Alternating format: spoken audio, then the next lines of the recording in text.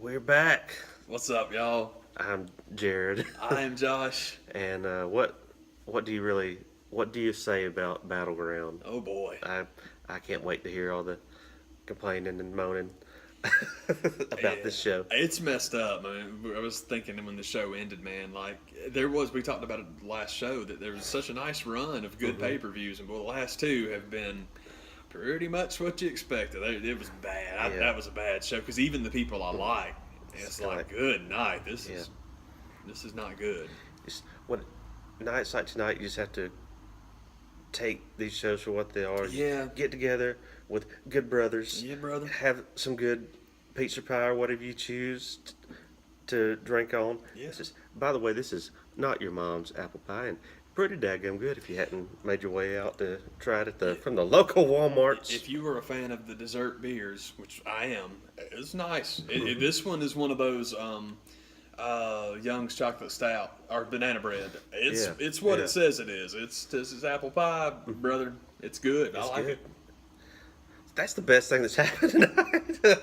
Yeah, pretty much, man. Seriously, dude. And it bums me out because I don't think that New Day and the Usos had a bad match, and I'm really glad New Day won just because I tell the man, I gripe about this all the time, but they want Jimmy and Jay Uso to be Jay and Mark Briscoe so bad. And y'all, if you know both teams, you know all I mean is by the way they dress them, because they don't work anything alike. But even down with the since day one reference, pretty obvious. It's pathetic, man. It's sad, and it's like, man, if that's what you want to be it. Watch their promos and rip them. I'm not saying knock your teeth out and call yourself the Sussex County Chicken or anything, but if you want to do, do your Jay Briscoe impersonation and just be super tough guy, BA dude, I don't know if they can pull it off. Jay Briscoe scares the crap out of me, so I believe it when he does it. But anyhow, it's just believable. Yeah, man. But I'm glad the New Day won. That's cool. I think that match was pretty neat, and I did think that Xavier's crossed the universe elbow drop. Every time he does that, I'm impressed every time. Like, dang, that's a long jump, man.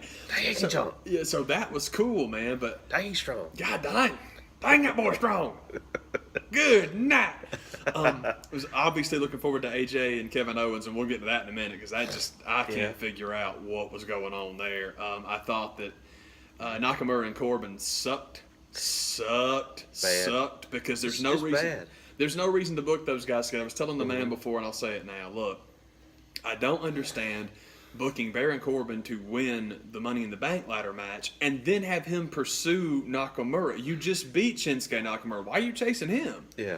If Nakamura wants to pursue that guy, that makes sense. Why don't you have Nakamura win the Money in the Bank match, have it make Baron Corbin furious, Baron then pursues him, and then Baron beats him and takes the briefcase off him. Never done that before. Yeah. And the thing is, if they're going to move Nakamura into the U.S. title picture anyway, which I hope they do, to point blank, something we've talked about forever, man, if you want those titles to mean something, first things first, take your world titles off of TV every week for the love of God. It solves two problems. One, overexposure of the champ, and two, the 50-50 stuff that makes us both nuts. Where now you'll have a mixed tag match between frickin' Jinder Mahal and the Great Khali and Randy Orton and frickin' Drax the Destroyer, and Randy Orton will pin the champ because heaven forbid the champ have a tag match or a match on SmackDown. They don't lose. I got one on TV, brother.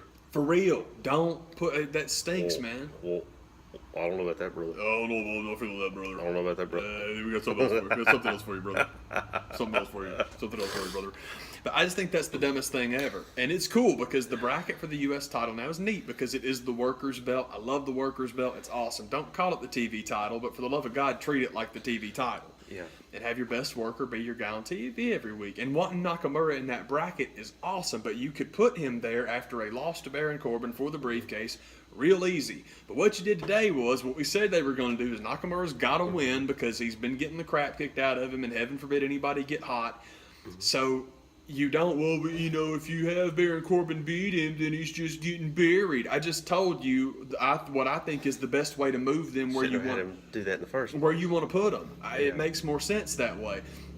But the frustrating thing about it is Corbin loses by kicking him in the nuts and then jumps back in the ring and beats him up some more, so he's the guy walking out on top. So now when you have the rematch and Corbin really does beat him, now you have kind of buried him, and it's like, this is stupid, man. That's the problem. Is feel like, what are we building to? Yeah, what is the point? Where do you go from here? Yeah, none of this makes any sense. Nowhere. Because the carrot that you've got Baron Corbin pursuing, he's already carrying around. That just it's just, I hate stuff. Like, I've told Jared, I call it Game of Thrones booking.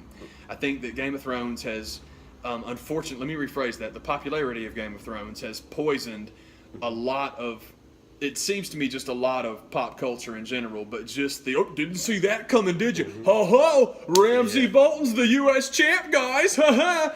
I hate stuff like that. Put a little bit of logic into it, man, and the surprise crap, circle 2 months on the calendar. Pick May and, like, October. Throw a curveball then, but doing it every single week, every single show. Jinder Mahal's the champ? What? No! Who saw that coming? Dude, it's not a surprise when it's all you ever do. It's not a surprise when it's all you ever do. Yeah. It's stupid, and just trying to swerve people and come up with something that nobody saw coming. Most of the time, that's because we don't want to see it coming, because it's rubbish. It's absolute rubbish. Would you like an example? Jinder Mahal, world champ. Still world champ after tonight. Yeah, which is after the Punjabi prison that you couldn't see. Yeah, we discussed that. That's what I hate the most about the Punjabi prison match is when you make a televised wrestling event that you can't film and put on TV. What are you doing? Why would you do this? The only thing worse than having Randy Orton and Great Khali. Oh, excuse me, I meant Jinder Mahal in a Punjabi prison match. Is, I mean, it's stupid anyway, because y'all know how I feel about Orton toting that belt in the first place. I think it's ridiculous. I think it's just the dumbest thing ever. But now, just like Nakamura and Baron Corbin, you've put yourself to a position, excuse me, now to where you have to keep going with those feuds. They suck already. I don't want to see them wrestle again. But you got at least one more. Oh, my God. That's the only thing worse than Randy Orton versus Jinder Mahal for the title is making it a 4-month program. Good Lord. They're going to work Cena into it somehow, and everything will be right with the world. I don't doubt that for a second. Yeah. I don't doubt that for 1 second. And it's real cute. Randy and John one more time, because, boy, we haven't seen that enough. But, yeah, man, it's it's whatever. And it's okay. I mean, it'd be great, honestly, if they put John in there, because then I can just go back to cutting the last match off, which actually we did. We didn't watch the flag match because I'm not a Cena guy. Jared's not a Cena guy. We just... Who cares? Yeah, it's just not my thing. That's the thing. I mean, I stopped watching WWE for a long time, and it's the reason I only watch the pay-per-views now to hang out with the man, because it's fun. But I just got so turned off. There's a good talent roster, but it's Randy and John and John and Randy and John and Randy and Randy and John. I don't like either one of these guys, so I stopped watching. And then I come back, and the roster's even better. Probably the best roster I've ever seen. And it's Randy and John and John and Randy and Randy and John. And now Roman. Now we got Roman thrown in there, too, who I love because I'm biased. But it does get old, and that's the biggest problem. The frustrating thing with the Universal title is that they want that as the defense. Oh, Roman's never even held the Universal title. Yeah, but you've crapped on it the whole time because of that. Now Brock's got it, and that's all wonderful, and your opportunity to move that along came and went. Hopefully not went, because that makes sense. But, I mean, Roman taking it off of Joe is going to stink, but their match was cool. I mean, it was... Typical Roman Reigns match where you got to have 5 minutes of sitting on the ground. And that's not Roman's fault any more than it's John Cena's fault. That's just part of the, hey, let's keep our guys on the road 300 days out of the year, but work soft, guys, because you're going to get hurt. Yeah, and it's frustrating to me when, like, Sam Roberts is one of them. I like that guy, and I love watching his show. But he always kind of disses the Ring of Honor guys. Well, you can work that crazy, athletic style. WWE can't do that because they've got to do too many shows, and he's not wrong. That is exactly why they do it that way. How about you give the guys some days off, Vince? Yeah, that's all you have to do. I'll take better matches with John Cena being at home 120 days out of the year.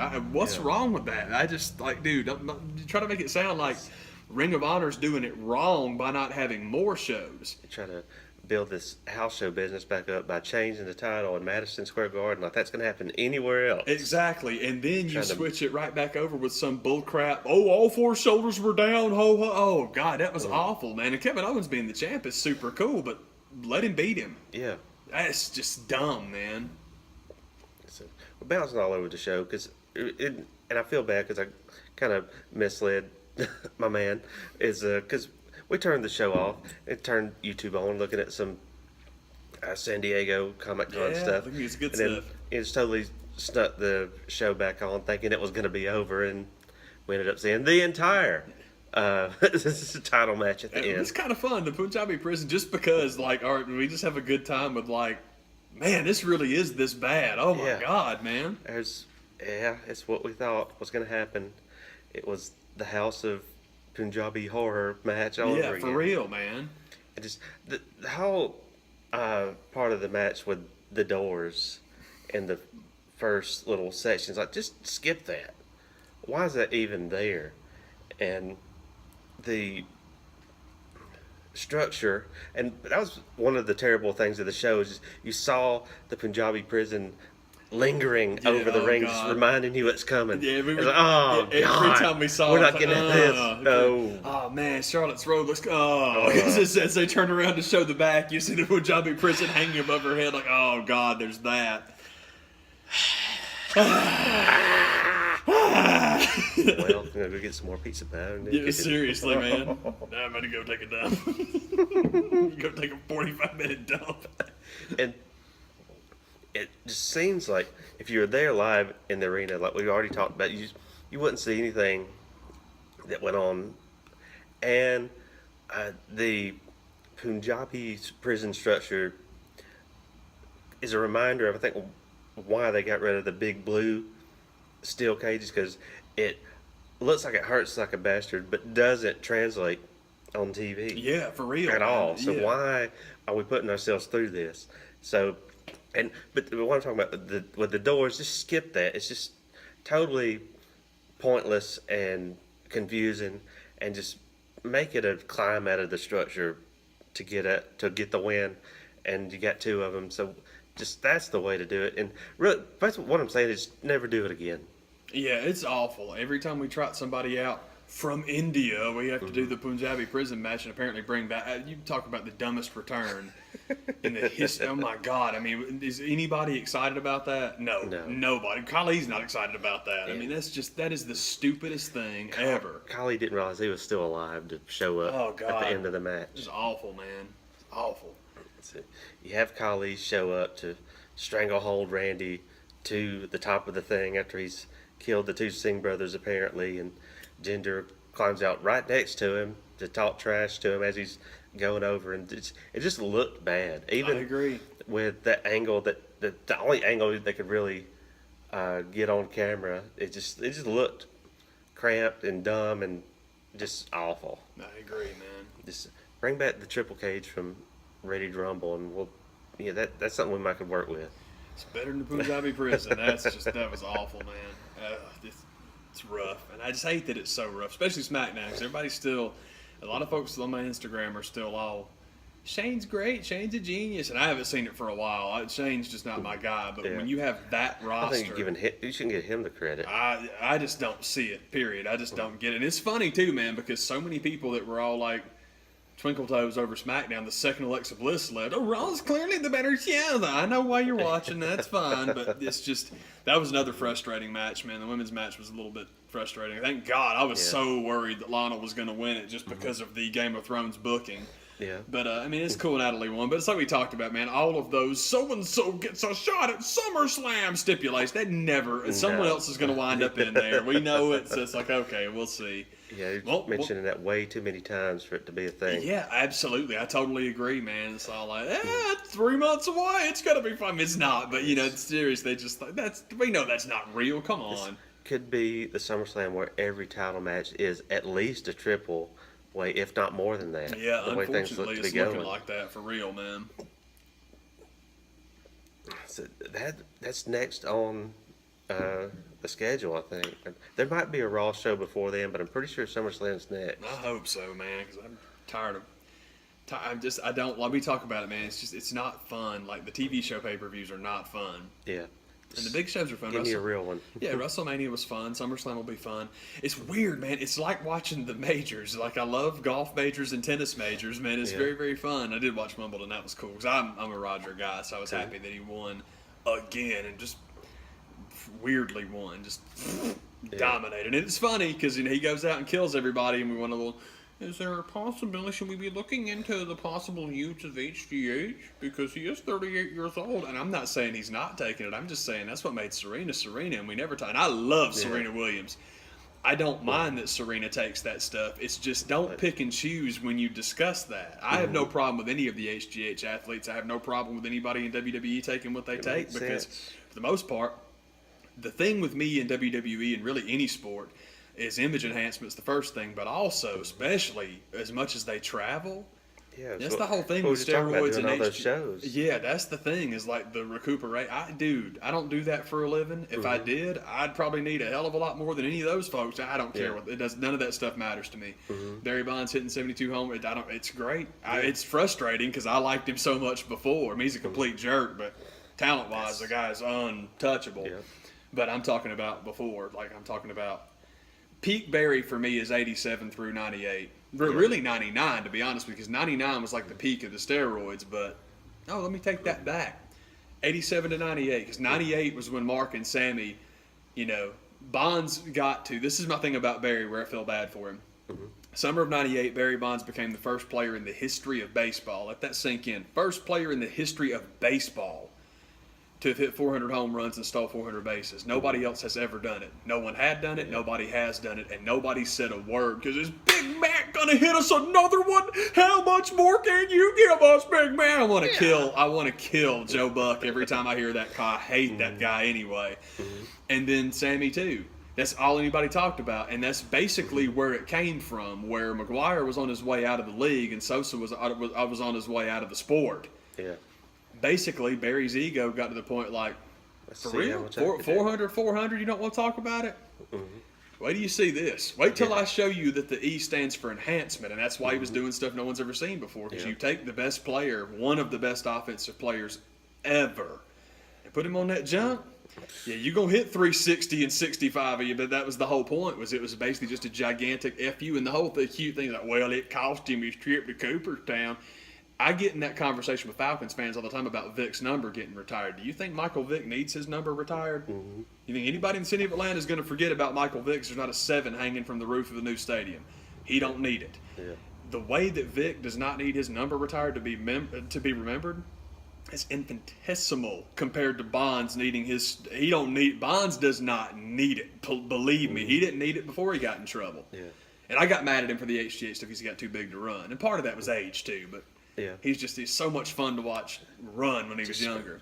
Get on that gas, it just feels so daggone good. I just don't know where to stop. For real, it's like, man, I just got to keep on going until I obliterate McGwire's record. Because, there's that old home run derby when Mark was all jacked up playing for the A's. Yeah. And him and Bonds go at it, and Bonds beat him. And, people talk about freaking Batista's bat flip. Bonds jacks one out, flips the bat, does the thing, goes to the camera, and is like, hey, Mom, hope you're recording. I just beat Mark McGwire twice. He didn't like him then. He was furious about, like, why are y'all talking about this white boy that can barely hit 220? It made him mad. Bonds is an egotistical guy, man, which wouldn't bother me if people didn't love Jordan so much for the exact same thing. Yeah. Jordan and Bonds are the same guy. You better believe it. They're the same guy. Well, Michael won championships and Bonds didn't.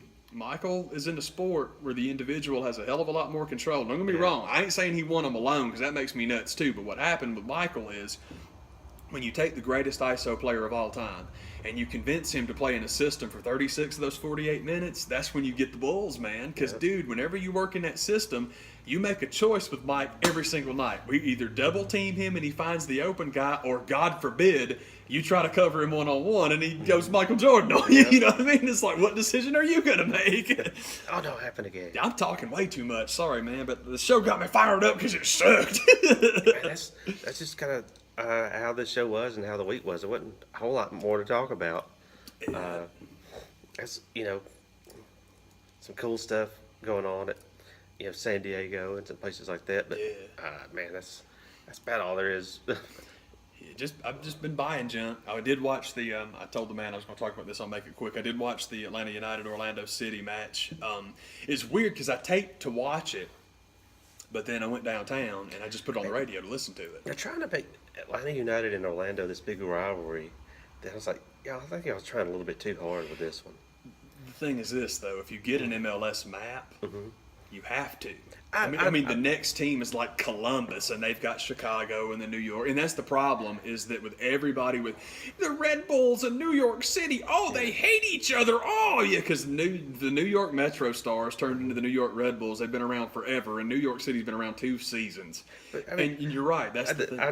The regional rivalry makes sense, but can we at least play the game first? Yeah, it's like they've played twice, and we want it to be this huge thing. I mean, it's cool. It's just, one of the big problems with MLS is everybody watches Portland and Seattle, and they all want a Portland and Seattle, but what they don't tell you is that Portland and Seattle was a rivalry 20 years before there was an MLS, much less before those teams joined the league. They've been playing since the 70s.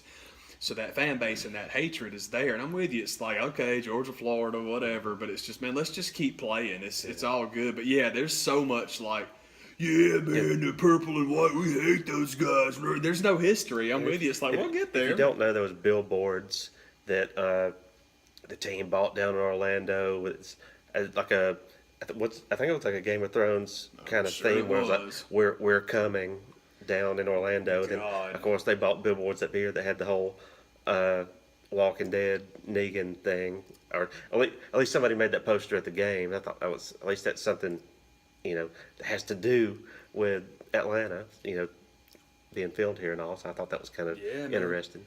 But it's it was one of those stories that kind of broke. Was kind of, is there anything else going on that we can talk about this week? I mean, come on, it's trying a little bit too hard on this one. Well, let the stuff just wait for a minute, because the thing now is when you play them again, you better believe you got video now, man. Check out that game winner. Check out that goal that beat Orlando. You got something now, Orlando. Now you can run that and get Orlando's blood up and get them all huffy, because you've got something.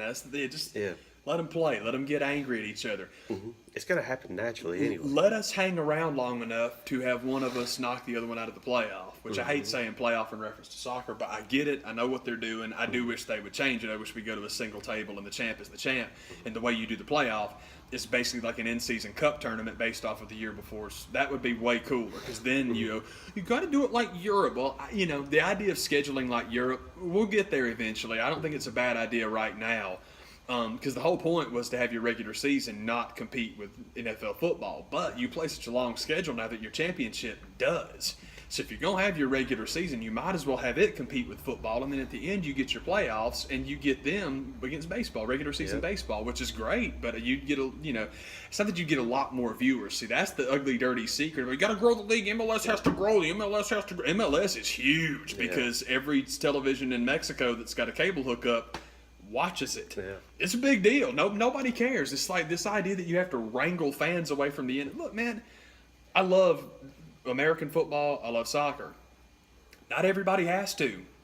It's okay. You don't have to pick, and you don't have to pick either. It's so ridiculous that it's all like, well, you got to cut into the NFL, and you got to. No, you don't. Everybody's fine. There's way more than enough money to go around for all these leagues to be okay. Yep. It's gonna be all right, man. But go watch some highlights. I taped it, and I was going to watch it, but I was downtown, and I'm like, man, I might as well put this on the radio. It'll be fun.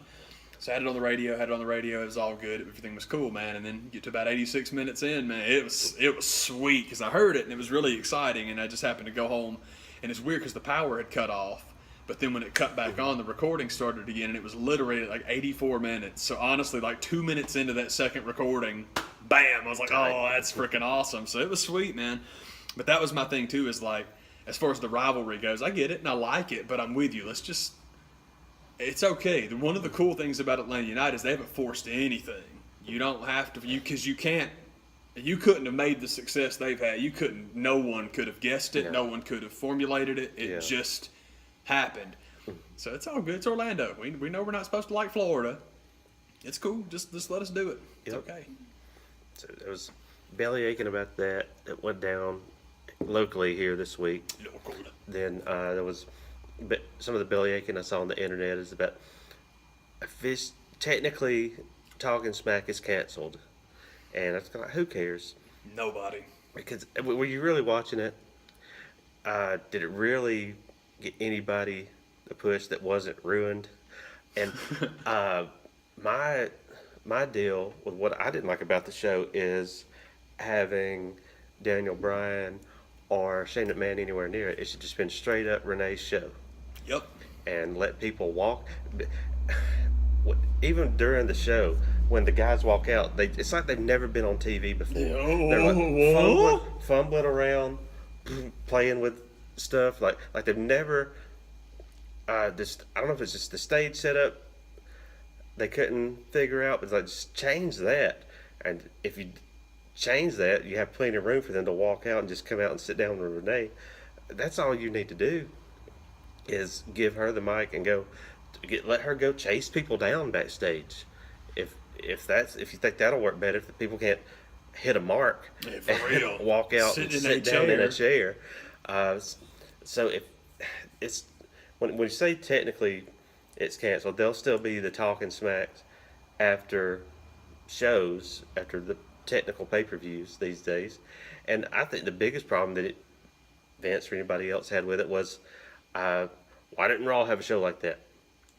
And just because nobody cared. And the other thing that really made Talking Smack go downhill and be awful is you had to wait a whole hour for it to come on because of 205. So instead of SmackDown being a 3-hour show with 2 hours of SmackDown and an hour of Talking Smack, it turned it into a 4-hour show. But you had to wait around for an hour, and that's why nobody watched, because I'll just wait and watch the clips on YouTube the next day or just a few minutes after the show's off. So that's why I won't be missing the show. It's not like they're firing Renee or anything like that. Well, at least not yet. Hold on. But yeah, man, that one won't be missed by me. There was a lot of belly aching that went on about that one that I didn't get this week. Every decision made by that company, someone's going to gripe about. And I gripe about a bunch. There's a lot of crap they do that I don't like, but canceling a show nobody's watching, we got no problem with that. Mm-hmm. You guys go right ahead, do your thing, man. It's all good. I mean, the stuff that I gripe about, that company decisions they make, I'm right. Yeah, I just don't. Most of the stuff that frustrates me is just stuff that I don't get, just things that don't make any sense to me, man. And I guess it wouldn't bother me quite so bad. Wrestling not being real doesn't bother me. That con didn't bother me. For some reason, man, the whole, the belt doesn't make the guy. The guy makes the belt, and we don't make any decisions. We let the fans tell us who's over. For some reason, I don't know why. I mean, you've known this for 20 years now, but that one still bothers me. Don't tell me that load of bull crap. Yeah, it's amazing to me that people can serenade Shinsuke Nakamura in an unprecedented way, but he's still putting Baron Corbin over. Essentially, that's what this rivalry is about, is for him to put Baron Corbin over. Not Randy Orton. Not the 40-year-old who's already held the belt 20 times. Not that guy. Shinsuke Nakamura. Oh, okay. And I guess it frustrates me because haven't you done this enough? How many guys can you bring them in and they have this huge, and even worse, there's worse cases than Nakamura, man. Guys like, I'm not comparing these guys talent-wise, I just mean as far as trajectory, man. Like Jack Swagger and Dolph Ziggler, who you bring in and they have a hot little internet following and you throw the belt on them and intentionally sabotage them. Kevin Owens, anybody? Yeah. And then you want to complain about, they didn't draw any money. How the hell do you know? Yeah. You wouldn't know, man. This is ridiculous, dude. But, I really am. Overall, I'm very happy when you get Nakamura and Baron Corbin away from each other. That's great because you want to fast track Corbin to the world title. Fine, that's cool. The world title bracket in WWF has been crap pretty much my entire life. You had a nice little run in the early 90s where Flair had it because Rick could work with anybody and it was cool. And then you had the Benoit and Angle stuff and Eddie. And all that was cool. Brock, original Brock, like new Brock doesn't do anything for him, but original Brock was a lot of fun. They had some cool stuff with that guy. Oh, that was fun. The Ruthless Aggression era, which for some reason now everybody wants to pretend was the Cena era. I'm like, baby, you talking about why the PG era was invented. No. Just because he debuted there, get out of Kurt Angle debuted in the Attitude era, but that's not what he is. Nah, man. RA was more in-ring stuff, and it was the SmackDown 6, and all that was cool. I enjoyed all that stuff, and then when it just became John and Randy, I was out again. Yeah. And it's John and Randy again now, which I guess shouldn't bother me as long as it's the world title picture. It's okay. Just, put AJ in a bracket where I can see him work with people I want to see him work with, and I'm all right. Yeah. And once you get Nakamura there, I'll be happy too, but it's just going to take a minute. And there are certain people, like Sami Zayn, is always going to frustrate me because Yeah. apparently it is literally just, okay, we're going to have you fight against Braun Strowman and he's going to kill you. Mm-hmm. And then we're going to move you to shows and you're going to fight against Baron Corbin and he's going to kill you. Yeah. And then we're going to move you down and have you wrestle with Maria Kanellis' husband, and you got to put him over because he's debuting. And it's like, what does beating Sami Zayn do for anybody? All you've ever had him do is lose. I'm gonna put salt in your eye. Dude, it's like, what the hell point does this? So same thing with Bray Wyatt. And somebody was griping the other day about, people always say that Bray Wyatt gets buried, but he's on TV like fourth segment of the day. It's about winning and losing. It's about what the hell's the point. The kid's on TV because his magnetism is insane. But when someone goes out and beats him, it doesn't do anything for them. It just adds to the shameful folklore that is Bray Wyatt can't win a match. Yep. What the hell good does beating him do you? It doesn't. Nothing. Doesn't do anything for you, man.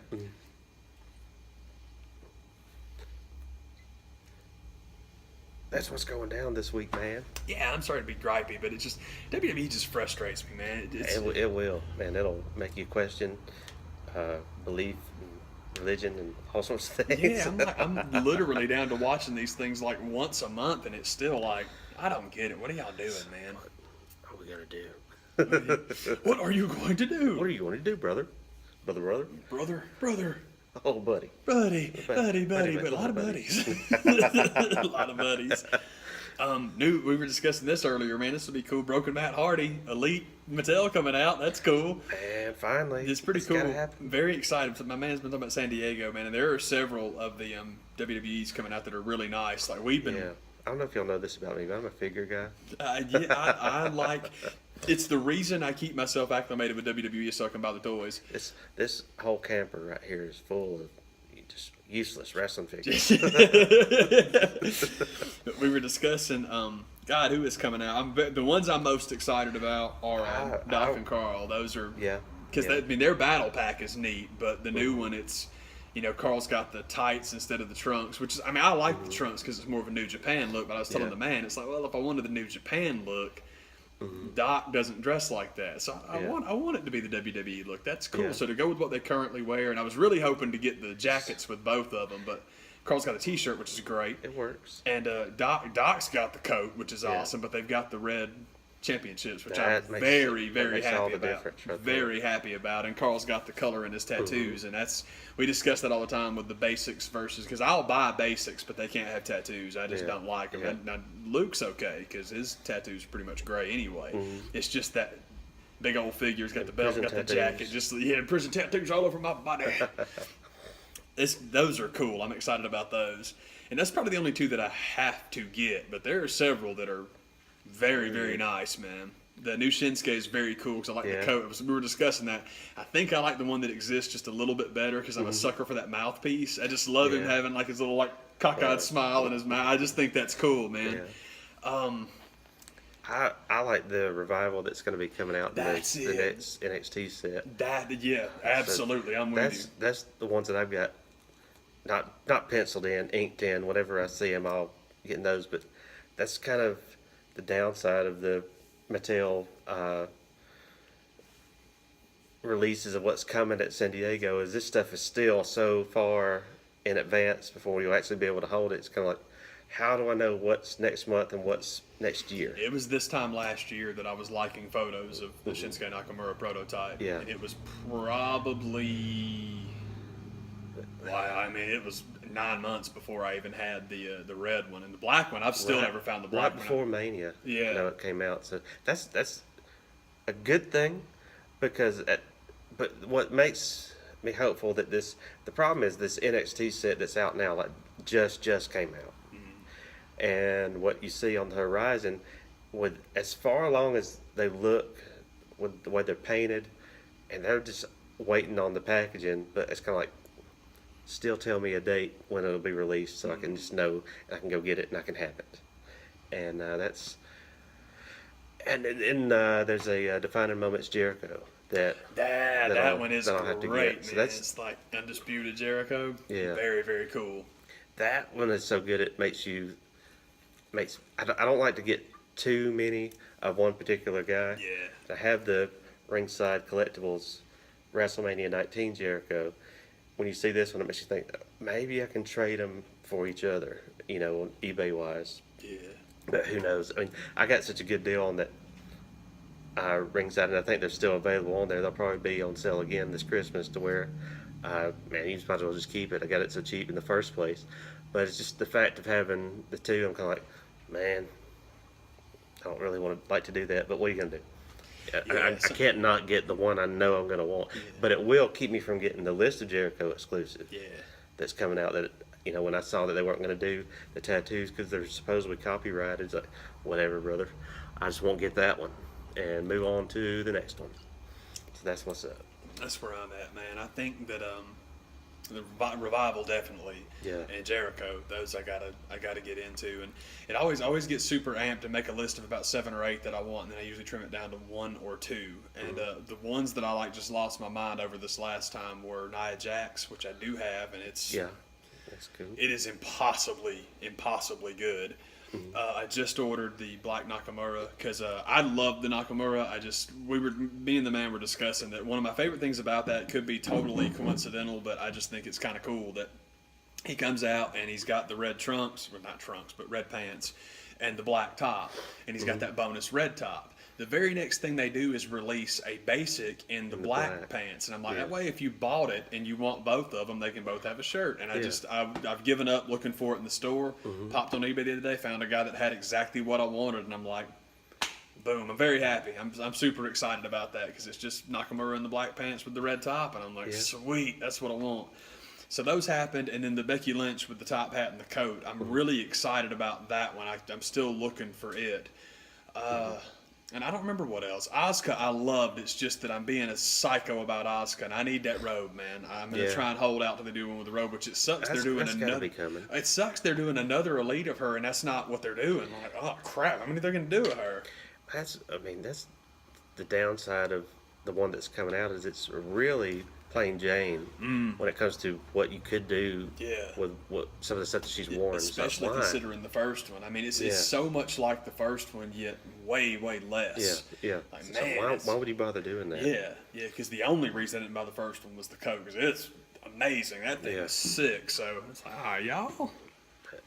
I get, 2 itches every once in a while. It's the itch to open up some baseball or wrestling cards. And then the figure shopping itch, and that's one thing I did is I went out a few days ago to look for the NXT set that's at Target, and I found the one I wanted. I found the Austin Aries at a local Target, and danged if it wasn't ugly as crap. That face is terrible, and that's everybody saying that they always complain about with Mattel is the face sculpts, but this one is there's no way around it. It's not good. Yeah. And not good to the point where it's like, you know what? I just won't have this one. So I couldn't justify putting $20 towards that when there's too many other good ones that I know I like that I can go out and get. Yeah, we discussed that a lot. Skipped it. We discussed that a lot. That I need to love it, not just the person, but the figures. My big ones are we talked about it before, man, the Jay and Mark Briscoe from the Ring of Honor series, because I'm a Briscoe fanatic. And the Mark... I can't pull the trigger on any of those. The Mark is extraordinary, because I love those guys, and I like the Jack style. I like them.